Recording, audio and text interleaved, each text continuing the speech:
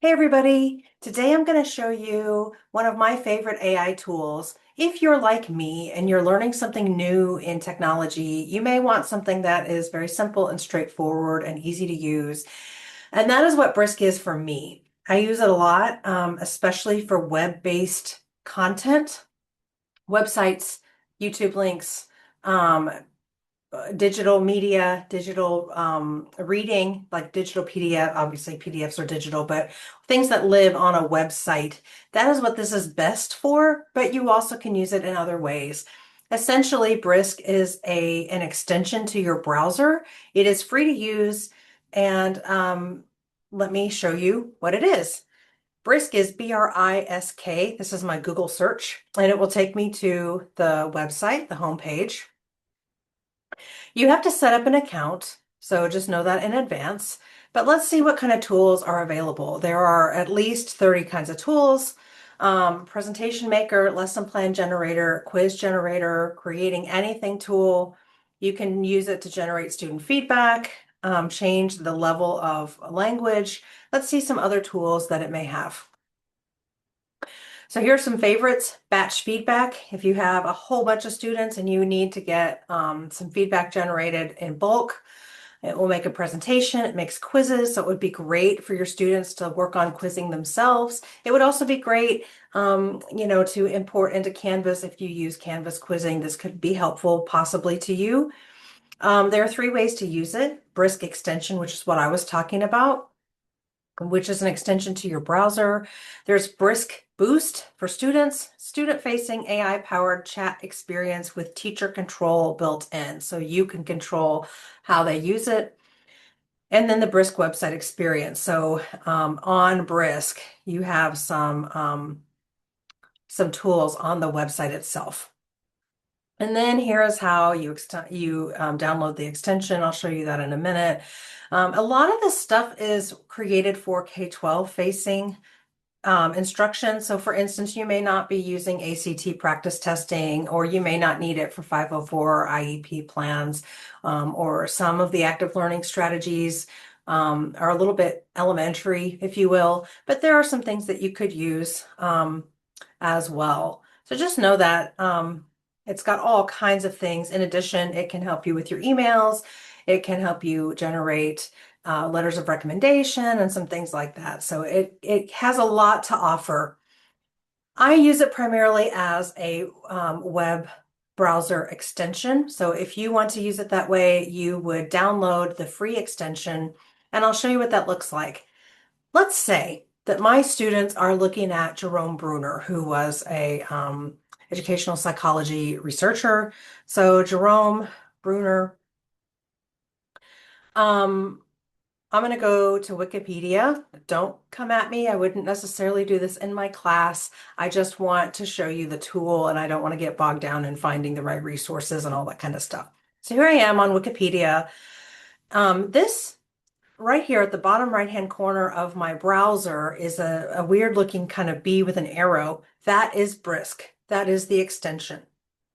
So if I click on that, here are some tools that are here for free for you to use once you download the extension. So there's Home here, which will take you to recommendations and recent work that you've done.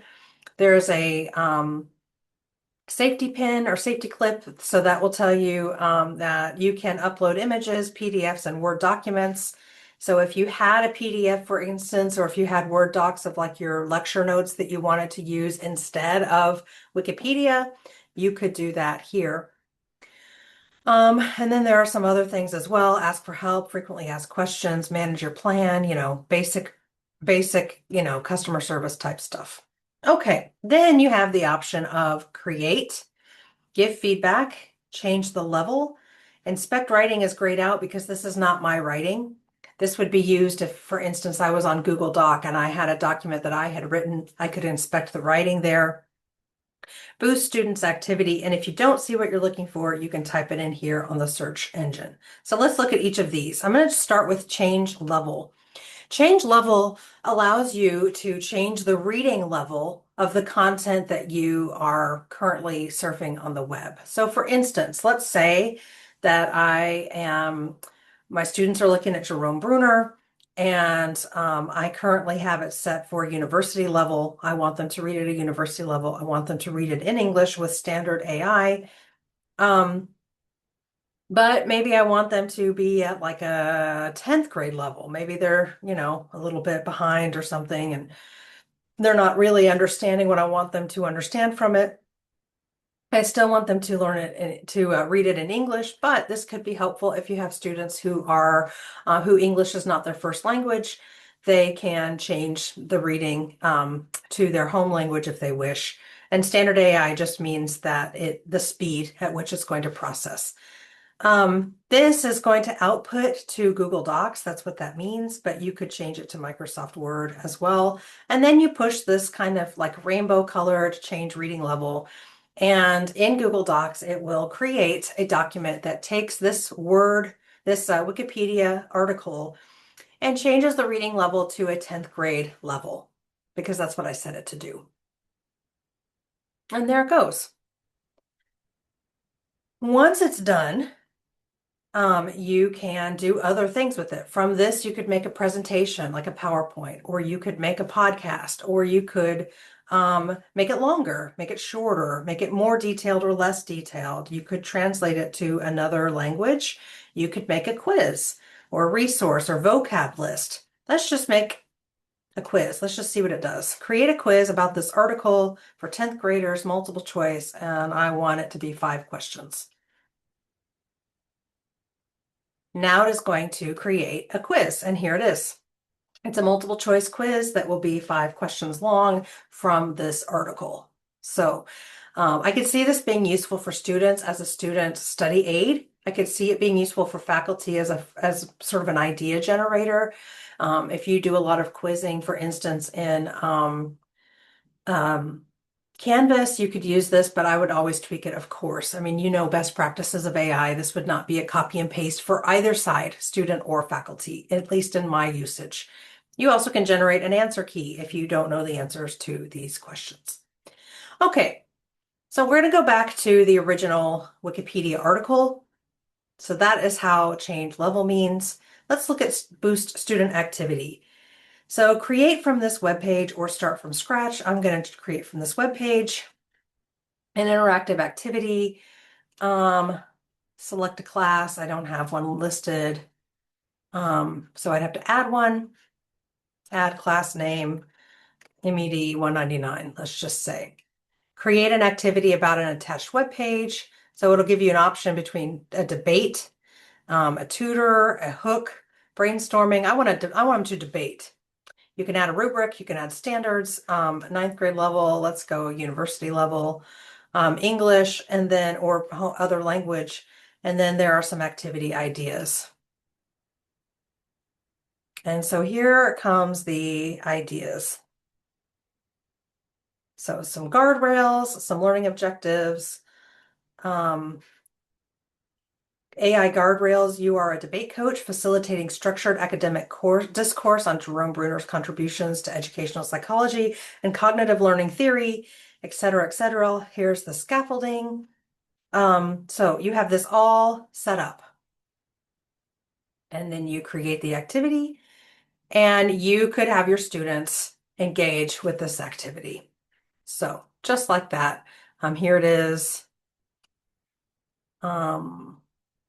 Okay, what else could you do with BRISK? Let's look at these tools. So that's boosting activity. The last thing I want to show you is create. You can create a quiz, a presentation, like a PowerPoint, and you have these other things like a rubric, progress reports, a unit plan, if you wanted to do a whole unit on cognitive psychology, administrative tools such as letters of recommendation, email, newsletters, observation notes, and then interventions. Those are mostly for K-12. Let's create a presentation. I want a presentation in English using standard AI. It's going to output into Google Slides, but you could select PowerPoint if you wanted. I'm going to make this a university level. I only want 6 slides with images, and I push next. Let's do this pretty turquoisey one, brisket, and let's see what happens. And I am saying brisket like brisk it, not the meat. So here it is generating the presentation.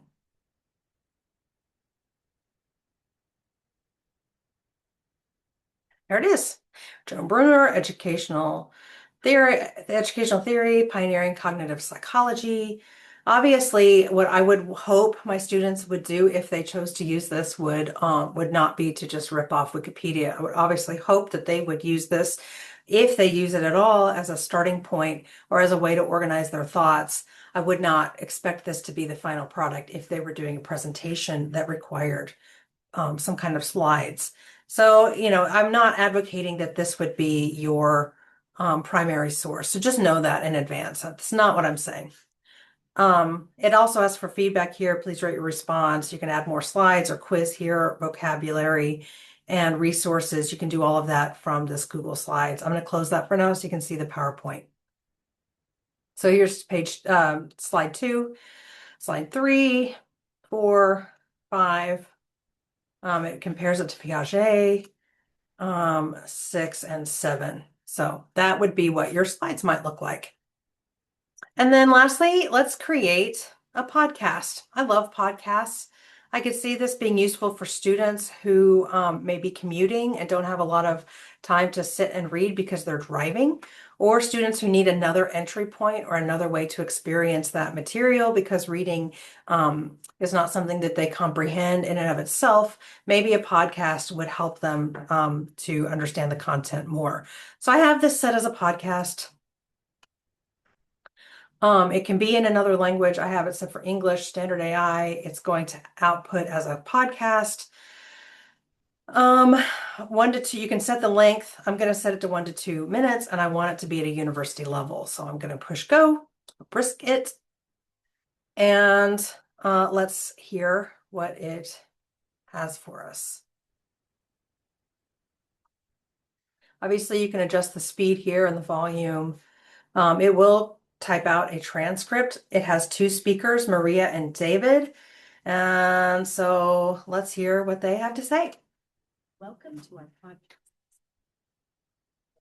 Joan Bruner, one of the most influential psychologists of the 20th century. That's right, Maria.